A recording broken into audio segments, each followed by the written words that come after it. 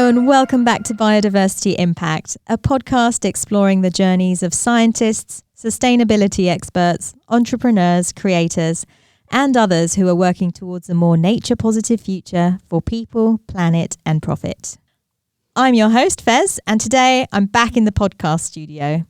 Joining me today is Dr Ivón Hassel, the founder of StoryBranch, an initiative that combines science, art, and education to simplify complex topics with a special focus on nature. Ivón, welcome to the podcast. Thank you so much for having me here. So, to start us off, what do you do as the founder of StoryBranch? Can you tell us a little bit about your background and what brought you into this field? I am from Argentina, the northern part of Argentina, and I grew up in a forestry area, a subtropical area, very beautiful. Wow. Yes. And I was very interested in anthropology and cultures and history always, so I wanted to travel. So I did. And one of the topics I was always interested in is knowing how people live and what materials they used. So I ended up in Japan, studying about wood. Aha. Yes.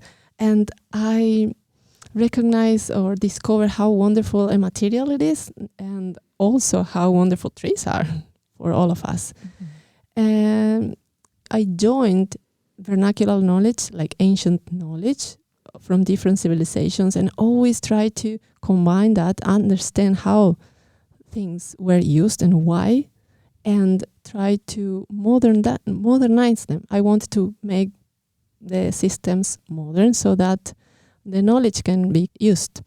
Mm-hmm. So one of the things that really struck me is how complex wood is, the anatomy, and how it fits in nature. And I wanted to share that. When I decided to work on StoryBranch, I thought of myself as a kid, not knowing anything about biodiversity, about the forest that surrounded me, and not having many options to study. There were limited careers that were giving status to people, and I thought, maybe I can do something. I can tell the children about different options, maybe encourage them to work on fantastic topics to keep our biodiversity and our nature alive and in good health. Mm-hmm. So I thought I will start with a book. The title of the book is The Magic Within a Tree, and it is already available in Spanish, Portuguese, English, and Swedish. And it's a very different book because it takes the reader into a trip inside the anatomy of the tree, Mm-hmm. and it connects to the nature surrounding the tree. And I talk about the mycorrhizal network and how we are all connected through the forest, with the forest, Mm-hmm. and within ourselves. Mm-hmm. So it is a scientific book, and one can learn about the trees, the nature, and also have a fun time reading it. That's so cool. The book is coming in Japanese as well. Yes. Oh my gosh, that's so exciting. Yes, it's been translated by a Japanese friend and proofread by a fellow scientist that was my colleague when I worked at RISH, the Research Institute of Sustainable Humanosphere at Kyoto University. Yeah, so I wanted to inspire children to study about biodiversity and wood science and think that they can have other options and they can become stewards of our planets. That's what inspired me to write this book. And growing up in a very different environment where education about sustainability, already innovation at early age, and biodiversity is so good. Mm-hmm. And the education that I had as a child, it has a lot of space for improvement. Yes. And that's great. Mm-hmm. But I thought my kids have this great opportunity, and they're already growing up with so much information, Mm-hmm. and they're doing amazing things. Why can't other kids also have that chance? Mm-hmm. So I wanted to reach out to to them and their parents and their teachers and whoever reads the book to them. And hopefully through the children, I can reach some of the adults and change the behavior towards a more sustainable practice or sustainable practices. And I thought that, of course, there are many efforts put into this from many companies, many individuals, privates, research institutes, so many, but still the change is not big enough. It's not fast enough. So I thought, I have to do something. I have to, no matter how small my effort, I have to do something. So I started with a book. There is a main character called Dr. Arbo, and it's a female character, and it's a guardian of the forest. She can fly, and she can make herself and the children tiny, so tiny that they can go inside the tree and explore the anatomy. They can go through the fibers and the rays and through the pores and see how things work inside. And they can talk to nature so that they communicate and they see if one tree is in danger or asking for help, they know, and they can help. And there are many guardians all over the world in all the forests, and they are friends and they are communicated and they are connected in a way. And yes, so this is the first book, and it's about one type of wood or trees. These are conifer or called softwoods, which have a particular anatomy type. And yeah, the second book will be about another type of wood. Oh, that's so exciting. I'm just seeing your face just light up and smile, and I can really see your scientific background and your engineering background coming through, because that's such detail that you can take the children through in a story of your technical knowledge of the wood itself and the context of the wood, but translate it into a really creative story where then the children can visualize actually how technical the layers of the wood are and the anatomy, like you say. I would love to ask you if, when you were actually researching and studying for many years this topic, is that what you imagined sort of when you were doing your research, and how did the story come about? Actually, I didn't imagine it like that, but it always amazed me how wood it is when you see these microscopic images that, by the way, are included in the book, so that children can see how things look like in reality. I am in awe by nature, how nature can create such complex elements, and they work in such a harmony so Absolutely. Perfectly. Yeah. I work compressing wood, changing wood mechanically so that it works in different ways, and apply that to big construction systems. And it is fantastic. I don't think we can make things better than nature in such a simple way that nature produces. Nature is remarkable, and the structure and function links are just so elegant. The Yes. evolution of the anatomies that lead to the functions are... Yes, the trees also, like you are an expert in biodiversity, and trees are creatures of nature, and they adapt and they change to climate and to temperature. It's really remarkable, really. So I don't think when you start looking at wood in a closer way, then you can see its connection to the all. And you mentioned that you spent some time in Japan. Oh, that was a wonderful time. That's one of my favorite places on the planet, actually. I went there to study. I wanted to study more, and so I did my master's, my PhD. I stayed for a postdoctoral fellowship. Wow. And I met wonderful people. I learned so much and adapted to a very different culture than ours. And they have so much knowledge, so much biodiversity, and so many forests. And they do a lot for nature. They really appreciate nature in a very different way than I am. I was used to when I was living in Argentina. Yes. And actually, my previous podcast interview with Professor Fifi from the University of Malaysia, Sabah, she also highlighted that Japan were a very forward-thinking nation that did invest in nature. Yes. And they take it very seriously. Very seriously. They respect nature. They connect with nature in a way that it's I haven't seen. It's in their philosophy. Yes.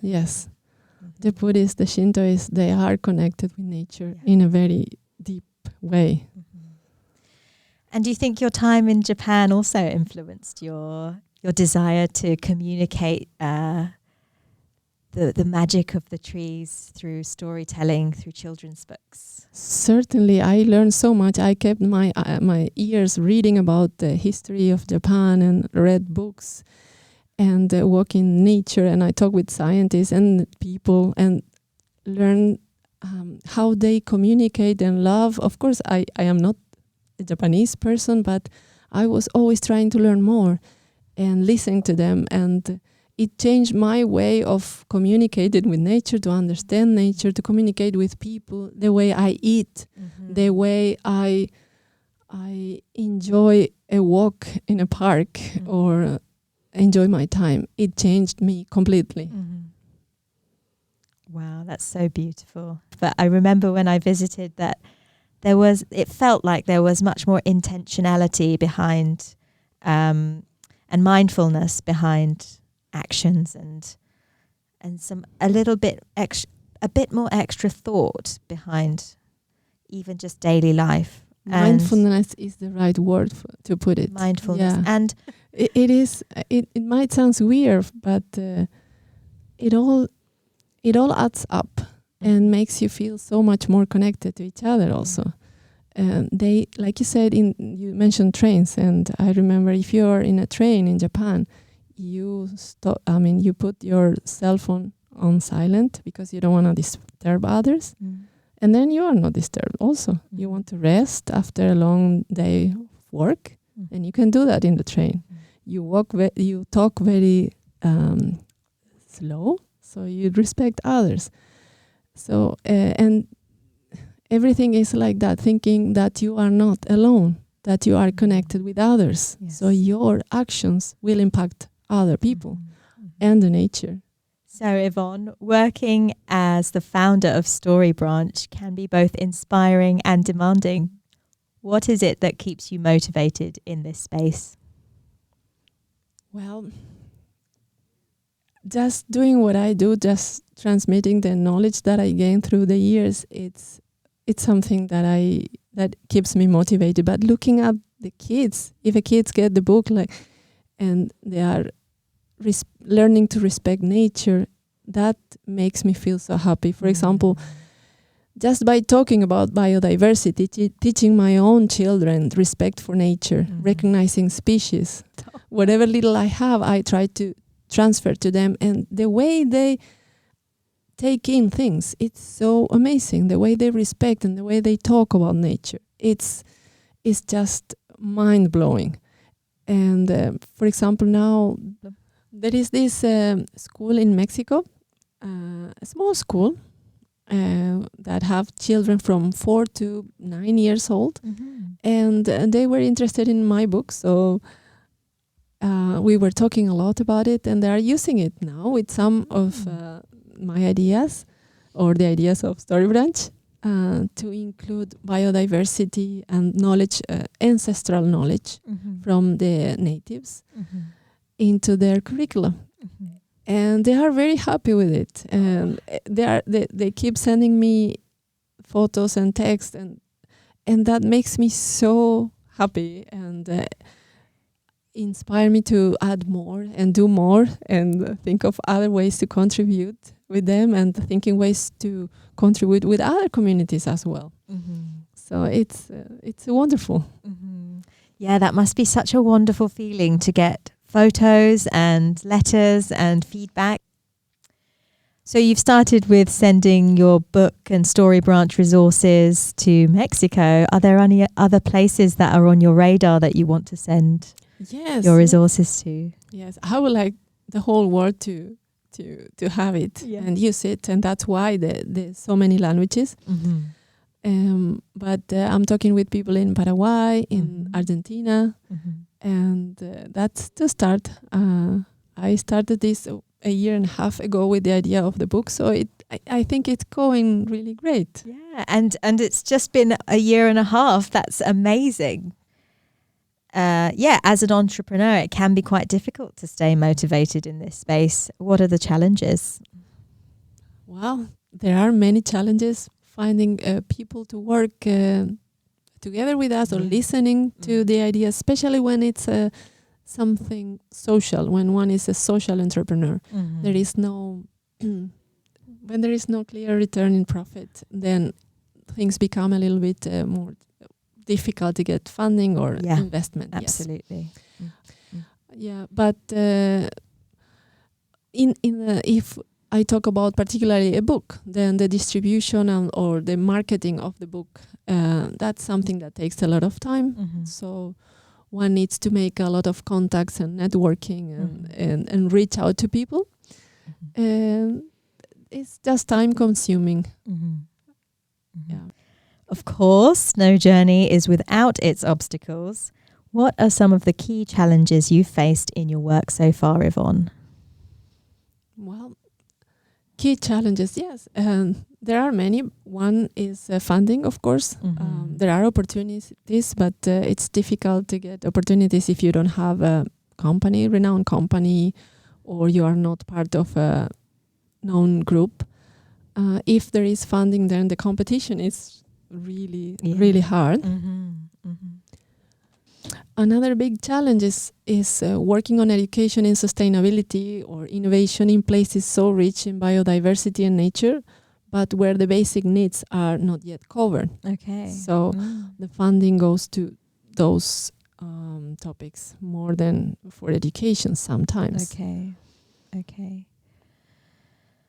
And I think I truly believe that small groups of people working together like tiny ants building a nest can make a big difference. Yeah. So if many small projects happen all over the world, respecting land, helping communities, that can really create a positive impact on our planet. Absolutely. So I think we should work together, crossing fields, together with thinking of the economy, the social impact, educational institutions, research institutes. We should all put our strength together and remember that no matter how much money or advanced technology we have, without a healthy land, clean air, diverse nature, life on Earth becomes very fragile. Yeah. So we should focus really on enjoying this beautiful home we all have, or we all share actually. And to make it possible for future generations to do that also. Each of us, this is how I really think, each of us have just few minutes of life on this planet. Yes. If you compare to the extension life of a tree. So let's make it wonderful and remarkable. Wow.